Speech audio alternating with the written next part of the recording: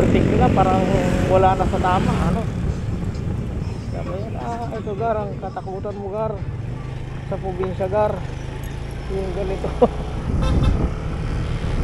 Ayan, may mga pabo, bibi pa yan, oh. Kaya sabi ko sa'yo kanina, may mga tumatawid ng mga lokal. Lokal na bibig. Oh bibi, bibi, bibi. Oh bibi, bibi. Oh bibi, bibi. Halos banggain na tayo gar, mga umuwi gar, kasi nagmamadali lahat umuwi. Ganyan na sila ngayon gar. Siguro nagsawa na sa dagat ng gar. So ba naman 3 araw ka ba naman gar eh. Thursday, Friday, Saturday, Sunday, wala nang panggastos gar. Kaya kailangan na makabalik ng Manila gar. Ay naka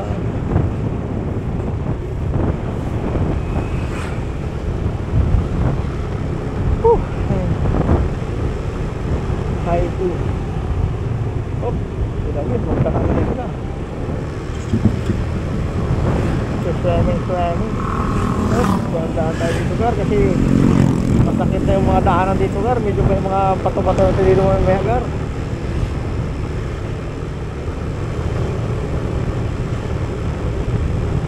Yan, may bus pa dito gar. Ito yung bus gar na Raymond bus. Yan yung yan yung may kita mo doon sa ano station yun ga? Sampaloc, no? O, doon. Anong station yun? Sampaloc? O, so may Sampaloc po na LRT station. Sa ilalim po noon, nandun ho yung naka ano yung kanilang bus terminal ng Raymond Bus. Yan po ang bus na umaakit po dito sa Real Quezon. At doon lang ho ninyo puntahan para kay ano, one way lang po yan ha. One way bus lang po yan from Manila to Real, Real to Manila. Back and forth na mo, vice versa. Kaya napakaganda kasi point to point po yan.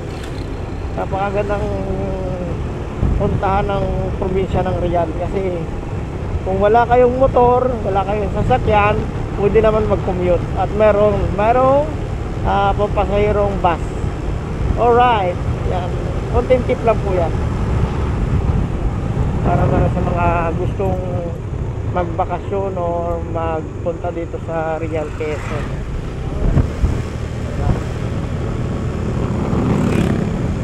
So kung hindi nyo kayang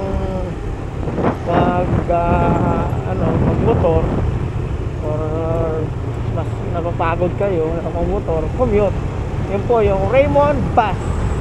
Nandun lang pa yan sa may Caloocan po station. Hindi ko lang alam kung anong station yun dyan sa may Caloocan.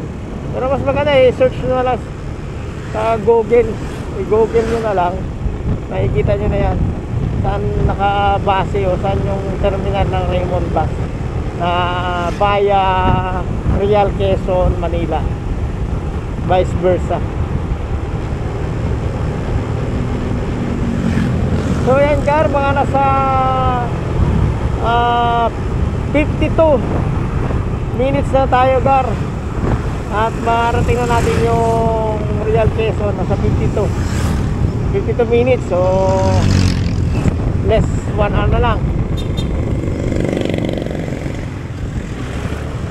Mga talagang babanggain ka na ng mga ano eh, oh. So yan gara, makikita mo Real 27 km, Infanta 38 km. So di ba medyo malapit-lapit na. 27 km is estimated ko yan mga nasa 52 minutes. Ayun yung sinabi ko kanina. Talaga naman napakagaling mo. Napakagaling mo sa mga computation. Masaya lang tayo gara, masaya lang ha. Happy lang tayo gar, happy lang. Alright. Ayan mga gar. Alright, nandito na tayo sa marami dito mga lugar, mga falls. May mga falls dito gar. Kung ayaw nyong dumaritso sa mismong dagat, may mga falls naman dito mga gar.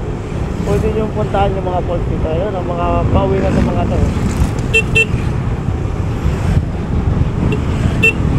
Alright, pauwi na sila. Kung wala naman tayo mapuntahan doon sa may Balagbag eh, pwede naman tayo doon sa may pinuntahan natin huli. Di ba?